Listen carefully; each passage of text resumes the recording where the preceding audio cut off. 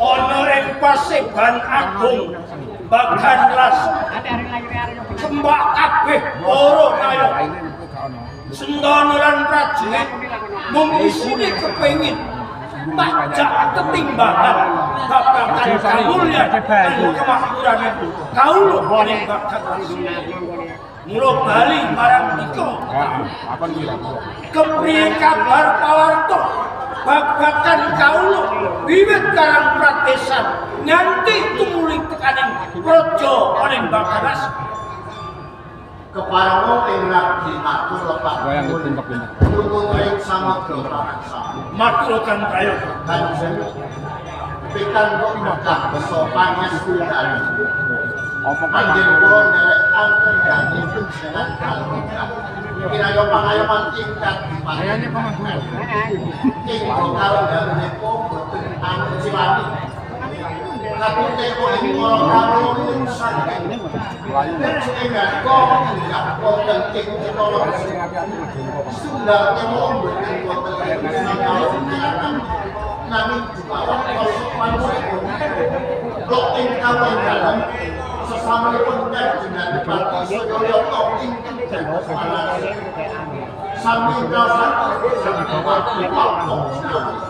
Toto itu mungkin orang setan panggil pahlawan matur nuwun tahun pakar cikang becik kuwi distareki ojo nanti marang kaula duwe panyakrobo kang isine mung nglarakake marang kang kawita ya kuwi tatanan ing Bangkalas ayo kakek kuwi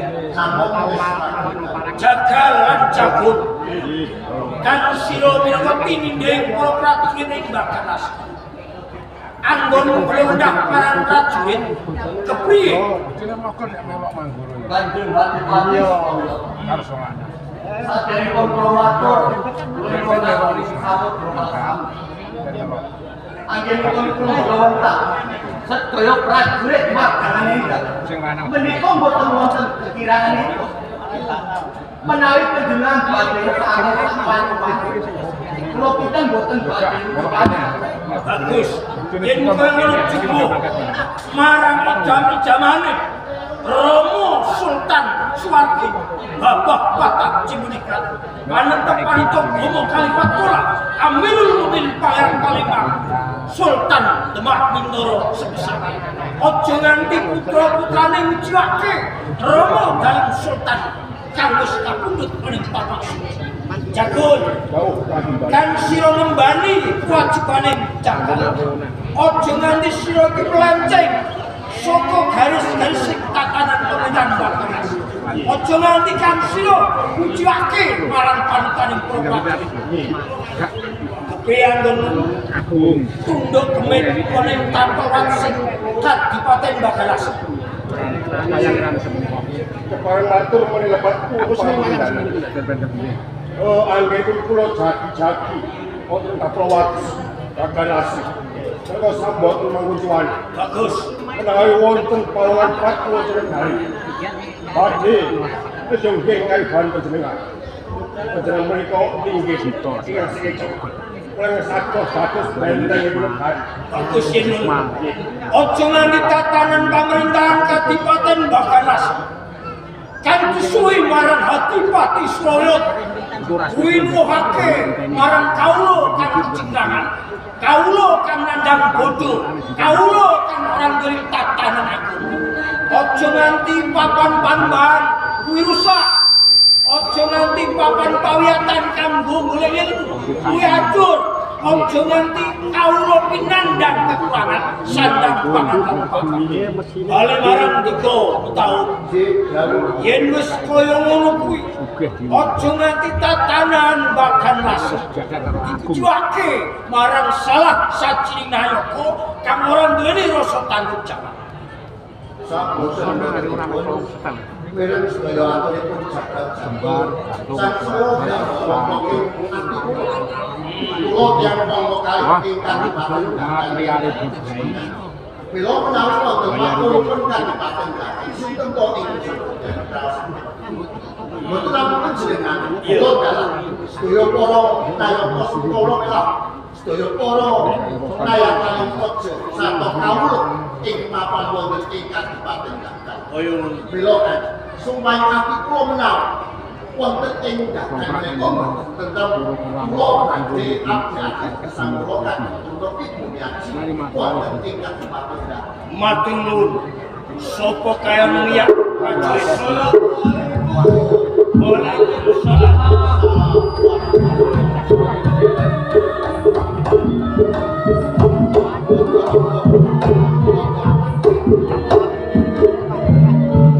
Kakang Jabar Sotik yo guru kula. Monggo katurina. Kok podo pamangke untuk teman tahun jagal jagung jagel jagung Kakang Jabar Sotik Sunan Kudus yo guru kula. Rawuh nika ndadosaken kageting ati. Wonten wigatos napa panjenengan ngantos royo-royo dumugi Mbah Las nanging boten paring cecolo dhateng kula. yo sing dipakul Lentong dadekake tujuh sak kebeling ati Leres. ning siramu ki mono entok-entok apa ijo mung adem-adem ana ing jagat Babagan napa Kakang Jabar Sotik? dadi kula ngono surat ibrat ana ing jagat Babar pesantren api. Duh nyanyi jadi siramu ki agek kuat ana ing Bapak Bintoro berarti kita sesuk-esuk iki ngono ana jebelengan ana ing Kasultanan Demak Bintoro. Jenengan apa? Ya jebelengan sultan. Panggilin. Menawi wonten Demak Bintoro wonten jenengan sultan. Rikala kanas Sultan Patinus tumekaning sik enggal putra anggir pangeran pangeran. Napa anggir pangeran pangeran sapa pirang? Ya iso. Nggih.